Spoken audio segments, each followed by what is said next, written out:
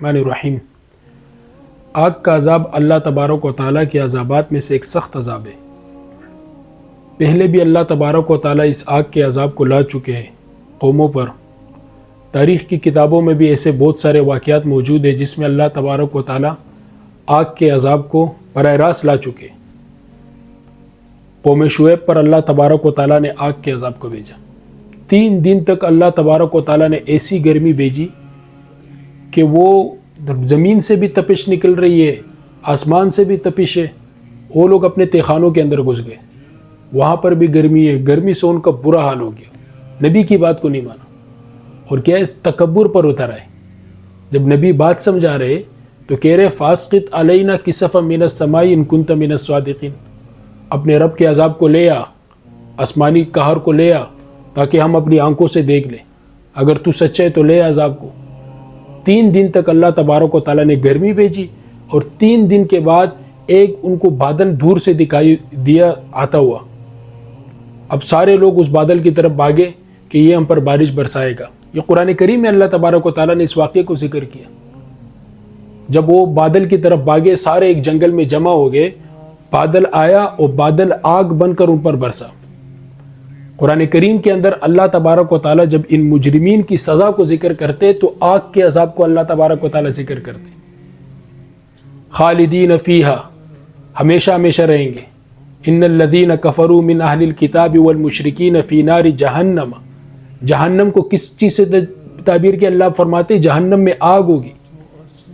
اب جب پوری دنیا کی نظر اس وقت امریکہ کے شہر لاس اینجلس ہے، وہاں پر لگی آگ میں اور آگ بڑھتی جا رہی ہے۔ ان لوگوں نے جو ظلم کیے، مسلمانوں پر جو ظلم کیے، معصوم بچوں کو شہید کر رہے، اسپتالوں کو، گھروں کو نقل مکانی کرنے پہ لوگ مجبور ہیں، لوگ گھروں کو چھوڑ کے جا رہے۔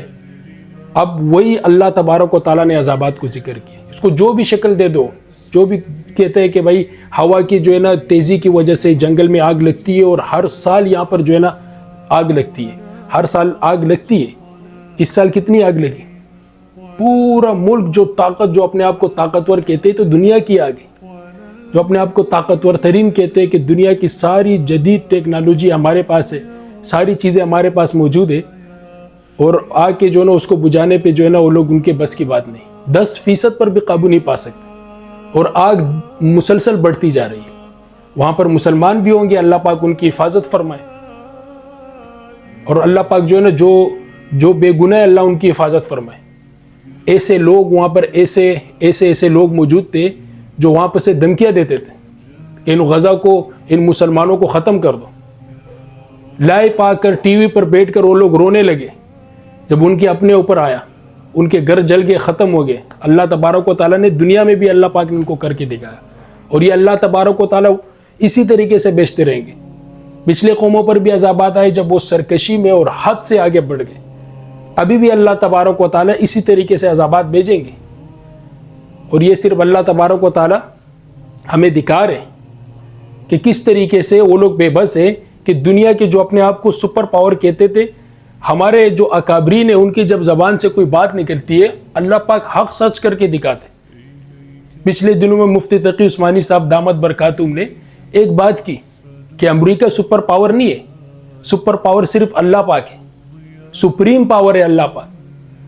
ہماری سمجھ میں نہیں آ رہا تھا، ناقص عقل ہے ہم لوگ کی، کہ امریکہ کو تو اللہ نے پاور دی ہوئی ہے، یہ پاور ہے دنیا کی پاور، تو لگے ہوئے آگ کو بجھانے میں اس سے قاصر ہے۔ اب جن مسلمانوں کا بھی ان میں نقصان ہو گیا، اور جو مسلمان بھی اس دنیا سے چلے گئے اس عذاب میں، اللہ تبارک و تعالیٰ قیامت کے دن ان کو مجرمین سے الگ کر دیں گے۔